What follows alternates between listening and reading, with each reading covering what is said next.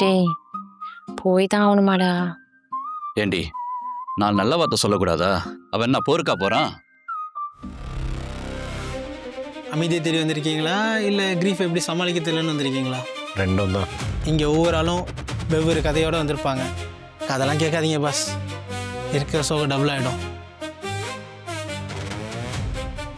அம்மா, அப்பா, மனைவி இவங்கெல்லாம் கூட இருக்கிறப்ப அவரோட அருமை என்னன்னு தெரியாது. ஜெயில் சோறு சாப்பிடும்போது தான் அதோட வலி என்னன்னு தெரியும். ஏன் ஒரு மாதிரியா இருக்க? என்னாச்சு? எல்லாருக்குமே காசு பிரச்சனையா இருக்கு. இப்போ எல்லாத்தையும் நானும் அண்ணன் தானே பார்த்துட்டு இருக்கோம். That was stupid.